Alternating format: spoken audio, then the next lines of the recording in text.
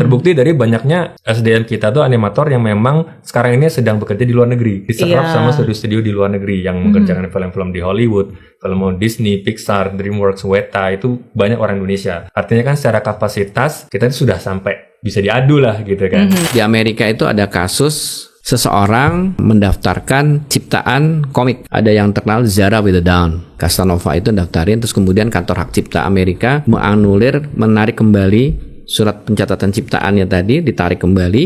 Dia bilang bahwa komiknya ini dibuat oleh AI. Jadi tidak bisa dikatakan sebagai karya cipta milik Casanova. Kan dari YouTube sendiri kayak mereka bingung gitu kan. Ini kalian apa nih, ada suspicious activity nih. Kalian ngapain? Kalian hack sistem kami apa gimana?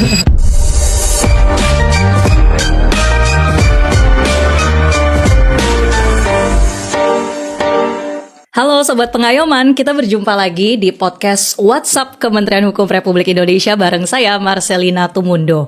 Kita sudah hadirkan ada 2 narasumber yang akan berbagi bersama di WhatsApp kali ini. Yang pertama saya sapa ada Mas Boni Wirasmono, CEO The Little Giants. Halo Mas Boni. Halo. Apa kabar Mas Boni? Alhamdulillah sehat. Alhamdulillah. Kemudian ada Pak Agung Damar Sasongko, Direktur Hak Cipta dan Desain Industri. Pak Agung, apa kabar? Baik Mbak, terima kasih. Mas Boni ini kan udah mulai di dunia animasi itu dari 2007 ya, Mas Betul, Boni udah kira-kira 2007. hampir 20 tahun.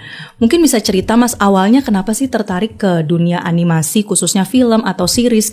Iya, mungkin awal sih dari mulai rasa penasaran ya, gitu kan. Dulu saya waktu SMP itu saya ingat saya nonton film Jurassic Park yang pertama kali. Oke. Itu kan pertama kali saya nonton tuh film gabungan antara live shoot dengan computer graphic imagery. Ya kan, animasi.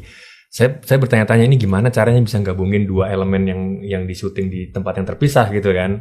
Saya tanya orang tua juga, orang tua nggak tahu jawabannya kan. Saya coba cari-cari, kan dulu belum zaman googling YouTube segala macam ya. Jadi saya baca-baca aja. Dari rasa penasaran itu saya langsung pokoknya saya mau nanti kuliah atau mempelajari tentang animasi komputer, terutama di bidang animasi. Nah dari situlah saya mulai ngulik lagi, saya banyak cari referensi, belajar otodidak, beli buku, tanya-tanya sini. Dari situlah mulai saya timbul ketertarikan ya di dunia animasi. Oke. Nah, buat teman-teman mungkin yang familiar dengan film kartun Nusa, ya itu salah satu orang di baliknya itu adalah Mas Boni ini. Nah, Mas Boni mungkin bisa cerita juga nih film Nusa yang kemudian bisa tembus ke festival internasional, Mas, membuat bangga Indonesia tentunya. Gimana sih proses di baliknya, Mas, sampai bisa ya terkenal seperti Nusa yang sekarang kita tahu? Oke. Jadi sebenarnya di perjalanan karir saya di animasi itu saya pernah mengerjakan beberapa proyek dari luar ya. Tapi itu sifatnya itu kayak kita servicing studio aja. Kita mengerjakan IP dari luar gitu. Walaupun ada beberapa kali kita pernah juga ngerjain IP sendiri, cuman saya bukan kreatornya. Saya memang bekerja di sebuah studio yang memproduksi IP gitu. Nah, dari situ sedikit banyak saya belajar lah bagaimana sih IP itu bekerja, bagaimana IP itu bisa dimonetisasi dan segala macam. Hingga akhirnya ketika ada kesempatan kembali ke Indonesia untuk develop studio Little Giant, studio kita sekarang ini, ide-ide itu mulai muncul lagi nih, karena kita beberapa kali udah pernah ngerjain servicing gitu ya, proyek-proyek service.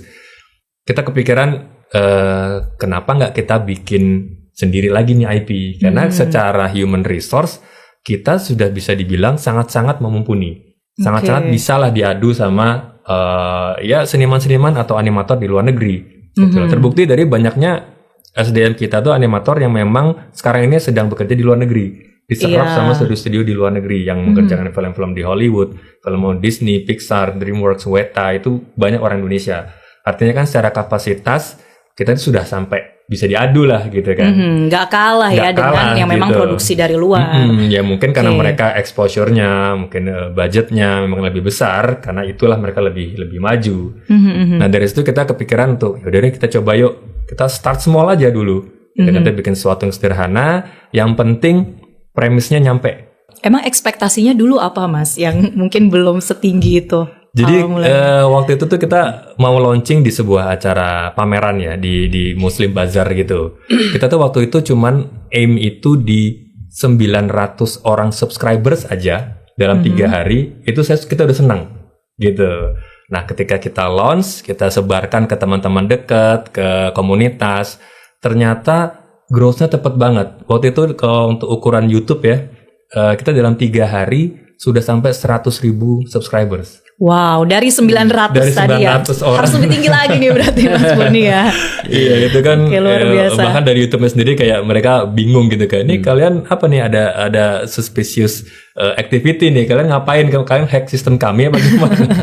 Padahal semua organik gitu. Sampai gak percaya ya. Iya. Kalau itu semua adalah memang respon dari publik, dari masyarakat yang sangat luar biasa. Nah, Pak Agung, apa sih Pak makna dari tumbuhnya industri kreatif khususnya animasi di Indonesia? Nah, tentunya di sini juga akan menumbuhkan pertumbuhan dari ekonomi kreatif yang ada di Indonesia. Ya, dan ini tentunya akan terus berkembang ya, apalagi sekarang dengan sukses story film Nusa itu juga akan membangkitkan semangat dari konten kreator yang lain untuk membuat karya-karya yang serupa yang lebih bagus lagi, gitu kan? Nah, ini kan sebenarnya kenapa tuh Nusa film Nusa, Jumbo gitu ya, itu bisa menjadi salah satu perhatian dari masyarakat. Karena kalau kita lihat bahwa cerita yang diangkat merupakan karakteristik yang ada di Indonesia. Betul-betul karakteristik yang berkembang di masyarakat kita.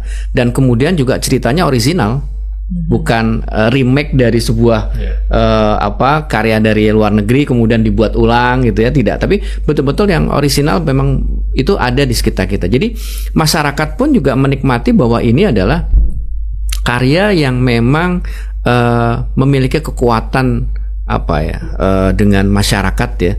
Jadi betul-betul masyarakat pasti akan menikmati karya tersebut gitu ya.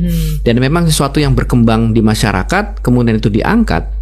Nah, ini juga menjadi salah satu yang menjadi daya tarik tersendiri. Nah, kalau kemudian bicara soal IP nih, Mas Boni yang juga mengurus begitu ya IP dari Nusa. Nah, ini bagaimana sebuah IP itu bisa dialihkan, Mas? Mungkin pernah ikut prosesnya itu, bagaimana suatu IP bisa dialihkan?